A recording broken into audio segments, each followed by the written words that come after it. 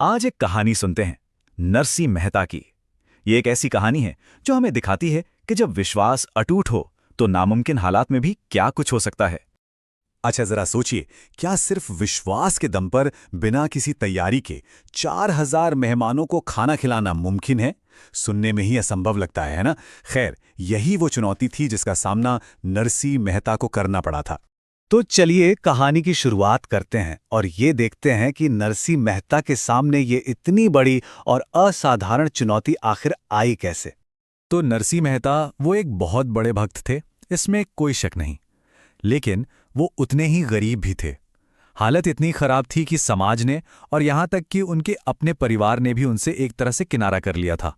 तो किस्सा यूं है कि नरसी के पिता का श्राद्ध भोज था और उन्हें नीचा दिखाने के लिए उनके एक प्रतिद्वंदी ब्राह्मण ने एक चाल चली।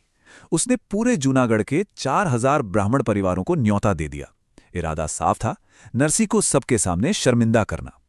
अब इस चुनौती का साइज समझने के लिए जरा ये देखिए, उनके अपने अमीर भाई के श्राद्ध में सिर्फ 12 मेहमान बुलाए गए थे और नरसी के सामने पूरे 4000 परिवार। तो ये सिर्फ एक भोज नहीं था, ये उन्हें अपमानित करने की एक सोची समझी साजिश थी।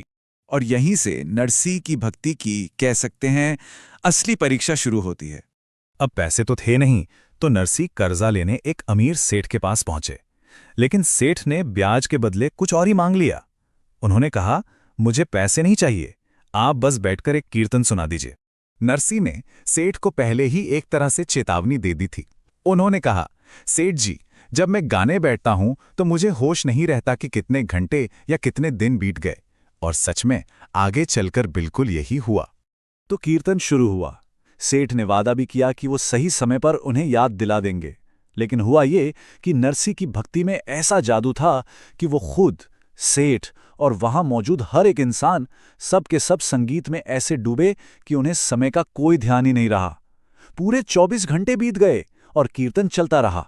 उधर घर पर मेहमानों के आने का और भोज का समय हो चुका था।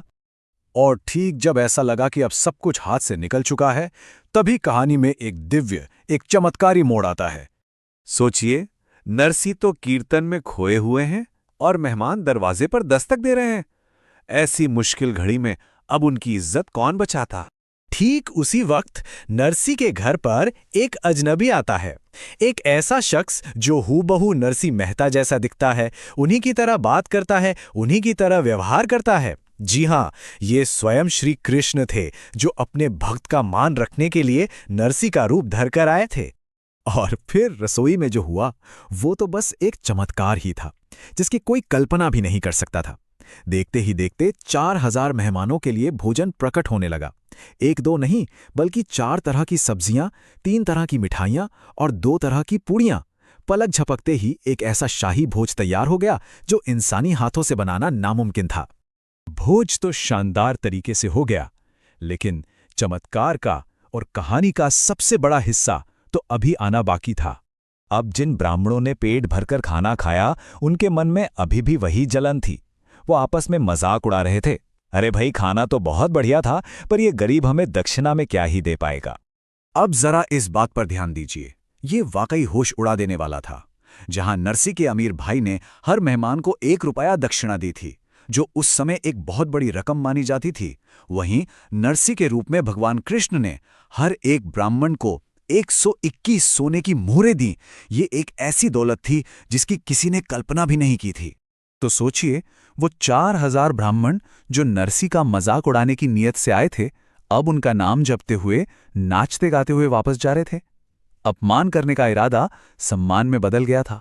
लेकिन इन सब के बीच असली नरसी मेहता कहाँ थे? वो तो इस पूरे चमत्कार से पूरी तरह अनजान थे।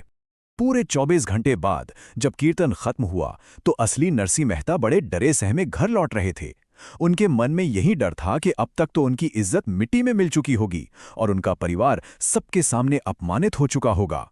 लेकिन जब वो घर पहुंचे तो उनकी पत्नी ने उनसे एक ऐसा गहरा सवाल पूछा जिसने सब कुछ बदल दिया। उन्होंने पूछा, आप तो 24 घंटे से घर पर नहीं थे? अगर आप यहां नहीं थे तो फिर वो कौन था जो यहां था? और बस पत्नी का ये सवाल सुनते ही नरसी मेहता की आंखों के सामने पूरी तस्वीर साफ हो गई। वो सब कुछ समझ गए।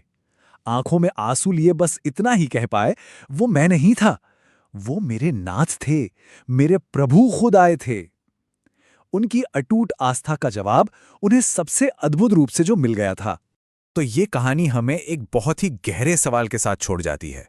भक्ति आखिर कहाँ खत्म होती है और चमत्कार कहाँ से शुरू होता है?